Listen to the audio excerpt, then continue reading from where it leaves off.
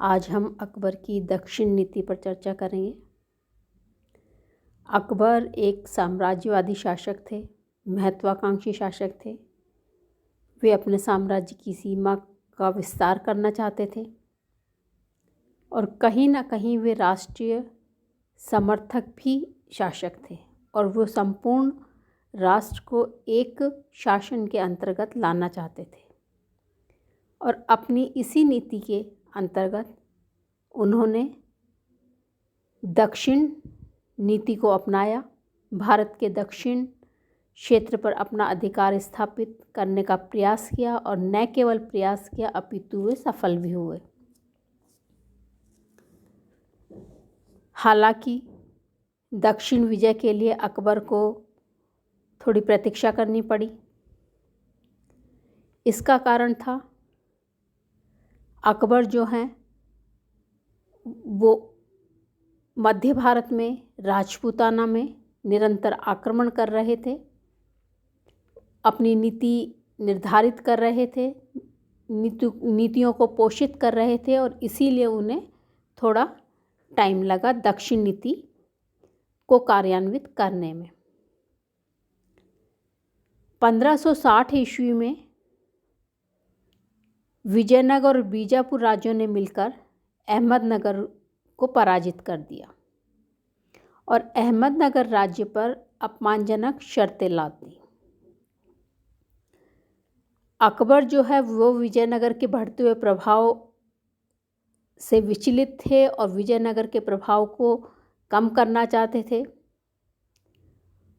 और कम करने का ये मौका उन्हें तालीकोटा जो कि 1565 ईस्वी में युद्ध लड़ा गया था उसमें मिला और इसमें विजयनगर की शक्ति जो है वो कम हो गई थी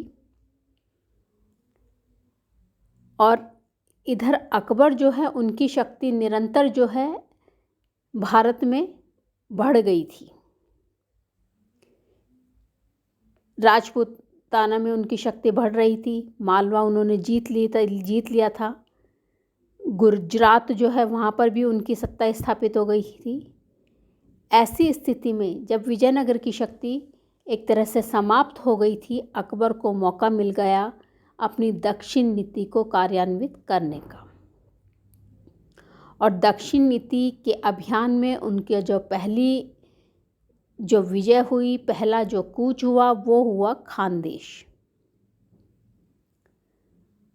खानदेश के साथ मुगलों का संपर्क की जो शुरुआत हुई थी वो हुई थी 1561-62 ईस्वी में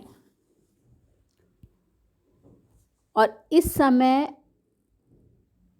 जब मालवा जीत लिया गया था तो मालवा के जो शासक थे बाज बहादुर, उन्होंने शरण लेकर खानदेश में एक तरह से शरण ली थी। शरण लेने के लिए वो खानदेश चले गए थे और मुग़ल सेना नायक पीर मोहम्मद जो थे वो उनका पीछा करते करते नर्मदा नदी को पार कर लेते हैं और यहाँ खानदेश के जो सुल्तान हैं वो बाज बहादुर की सहायता करते हैं और मुग़लों को खानदेश से खदेड़ देते हैं। दूसरा जो खानदेश के साथ संपर्क हुआ, पहले उसमें आप देखिए मुग़ल जो होते हैं वो पराजित होते हैं और उनका जो सेना नायक था पीर मोहम्मद मुग़लों का वो वापस आ जाते हैं। दूसरा जो आक्रमण हुआ वो 1564 ईस्वी में हुआ और इस समय अकबर मालवा के जो विद्रोही सूबेदार थे अब्दुल खां उज्बेक, उनका दमन करते हुए मांडू तक पहुंच गए थे और यहाँ उन्होंने खानदेश जो थे मीरन मुबारक शाह, उनके पास उनकी पुत्री के निकाह के लिए संदेश भेजा था और मैत्री संदेश दिया था और कहा जाता है कि अकबर ने उनकी पुत्री के साथ निकाह कर लिया था। और 72-73 में गुजरात विजय के बाद मुग़ल साम्राज्य की सीमाएं जो थी वो खानदेश और अहमदनगर से मिल गई थी और अकबर ने खानदेश जो थे, मैंने आपको बताया, उनके साथ मैत्रीपूर्ण संबंध स्थापित कर लिए थे। इधर खानदेश जो है उन्होंने अकबर को वार्षिक कर देना जो है वो स्वीकार कर लिया था। 1577 ईस्वी में मुग़लों ने खानदेश पर पुनः आक्रमण किया और खानदेश जो है उन्होंने अकबर की अधीनता स्वीकार कर ली। 1591 ईस्वी में अकबर का फिर एक दूत मंडल जो है वो खानदेश पहुंचता है और खानदेश के उस समय शासक थे अली खां, और फिर वो अकबर की अधीनता स्वीकार कर लेते हैं और नियमित रूप से राजस्व जो है उसको देने का, अदा करने का आश्वासन देते हैं। और 1597 ईस्वी में सोनपत का जो युद्ध था उसमें अकबर की तरफ से लड़ते हुए अली खां जो हैं वो उनकी मृत्यु हो जाती है और अली खां के बाद उनके पुत्र मीरण बहादुर जो हैं वो खानदेश के सुल्तान बनते हैं और वो अकबर के विरुद्ध अपनी स्वतंत्रता घोषित कर देते हैं। अकबर को अपना सम्राट मानने से इनकार कर देते हैं क्योंकि वो अकबर के विरुद्ध, मुग़लों के विरुद्ध दक्षिण के जो अन्य मुस्लिम राज्य थे उनके साथ सहयोग बढ़ाना चाहते थे।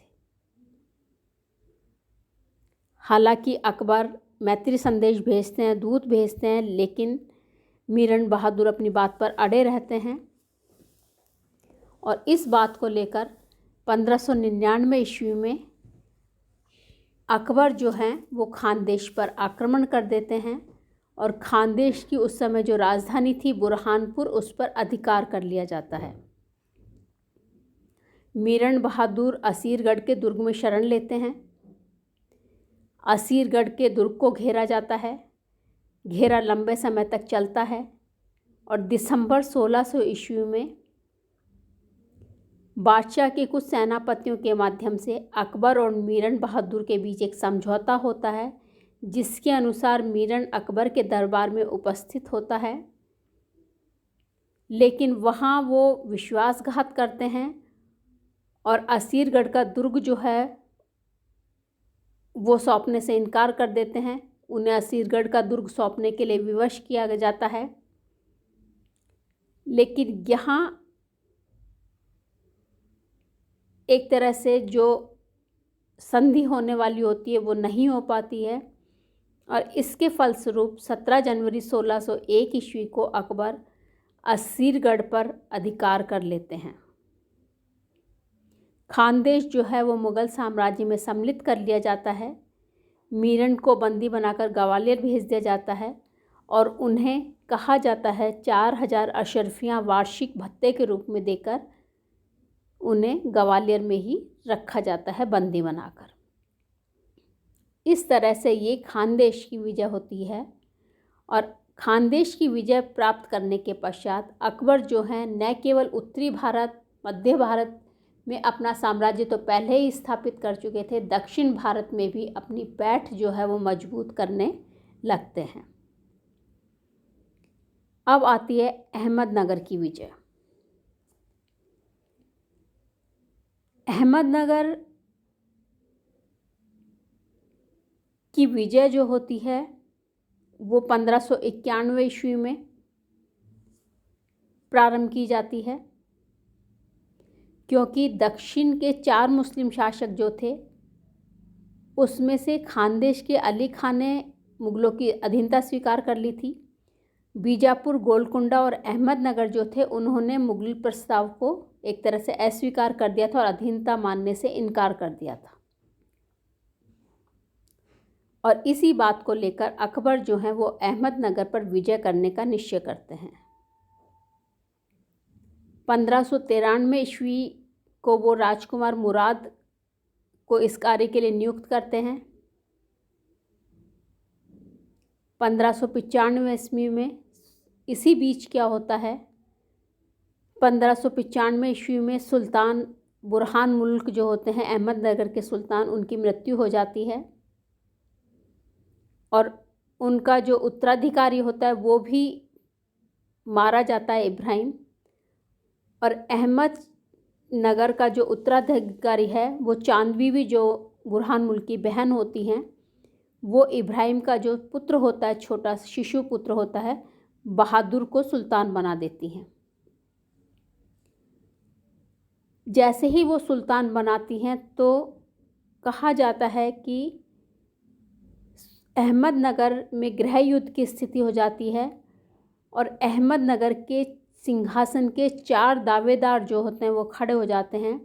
और इसी बीच दक्षिण का एक नेता था मियाँ मेखू, वो राजकुमार मुराद को अहमदनगर पर आमंत्रित करते हैं अहमदनगर की विजय के लिए।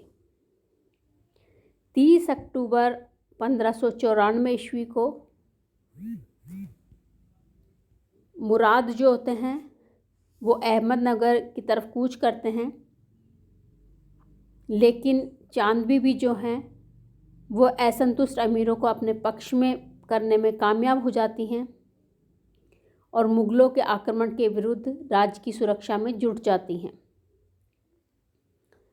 1595 ईस्वी में मुग़ल जो हैं वो अहमदनगर का घेरा डालते हैं। चांद बीबी दुर्ग की रक्षा करती हैं और कुछ समय संघर्ष होने के पश्चात दोनों पक्षों में समझौता हो जाता है, घेरा उठा लिया जाता है और समझौते के अनुसार बुरहानुल के पोते जो कि शिशुपुत्र थे वो अकबर की अधीनता स्वीकार कर लेते हैं और अकबर इसके बदले में अहमदनगर का शासक उन्हें मान लेते हैं, जो सारा किसके नेतृत्व में हुआ? चांद बीबी के नेतृत्व में। इसके एवज में चांद बीबी जो है वो बरार का प्रदेश जो है वो मुग़ल सम्राट को समर्पित कर देती है, लेकिन ये समझौता अधिक समय तक नहीं हो पाता। अहमदनगर जो है वो बीजापुर की सहायता से बरार पर पुनः अपना अधिकार स्थापित करने का प्रयास शुरू कर देते हैं और मुग़ल जो हैं वो अहमदनगर में घेरा डाल देते हैं दोबारा। इस बार चांद बीबी फिर दुर्ग की रक्षा करती हैं, लेकिन इस समय आंतरिक शत्रुओं के कारण उनकी स्थिति नाजुक हो जाती है और वो मुग़लों से संधि वार्ता शुरू करती हैं। कुछ अमीर उनकी इस कदम का विरोध करते हैं और इसी बीच 3 जुलाई 1600 ईस्वी को चांद बीबी की हत्या कर दी जाती है। चांद बीबी की जब हत्या हो जाती है तो मुग़ल जो है वो अहमदनगर पर 18 अगस्त 1600 ईस्वी को अपना अधिकार स्थापित कर लेते हैं और कुछ दिनों बाद अहमदनगर को मुग़ल साम्राज्य में मिला लिया जाता है। शिशु सुल्तान जो थे उन्हें बंदी बना लिया जाता है, उन्हें भी ग्वालियर भेज दिया जाता है और अहमदनगर के कुछ अमीर एक अन्य कठपुतली जो होता है सुल्तान, उनको मुग़लों के साथ संघर्ष करने के लिए प्रेरित करते हैं, लेकिन उन्हें सफलता नहीं मिलती और इस तरह से अकबर का खानदेश के बाद अहमदनगर पर भी आधिपत्य स्थापित हो जाता है। तो अकबर की ने जो दक्षिण नीति अपनाई उसमें वे सफल हुए। बरार, खानदेश, अहमदनगर का इलाका जो है मुग़ल साम्राज्य में मिला लिया गया और रामप्रसाद त्रिपाठी ने लिखा है, अकबर का आदर्श था कि भारत के पारस्परिक संघर्ष में लिप्त राज्य एक नेतृत्व में शांत और व्यवस्थित हो, पूरे देश पर सुनियोजित और समान स्तर का शासन हो, विभिन्न जातियों के मध्य धार्मिक सहिष्णुता, सांस्कृतिक सहानुभूति का वातावरण बने और एक सुलझी और दृढ़ वैदेशिक नीति का विकास हो। इस आदर्श की खोज में दक्षिण की ओर उनकी प्रगति अनिवार्य हो गई। अकबर की दक्षिण नीति में हमें व्यक्तिक महत्वाकांक्षा या विजय लालसा का प्रदर्शन नहीं, बल्कि उसमें हमें एक महान सम्राट के प्रबुद्ध विकास की झलक मिलती है। तो ये अकबर की दक्षिण नीति है जो कहीं ना कहीं अकबर को एक राष्ट्र हितैषी शासक के रूप में स्थापित करती है और अकबर की दक्षिण नीति से अकबर शक्ति संपन्न तो बने ही थे, अपितु उनका गौरव जो है वो और भी विशाल हुआ था।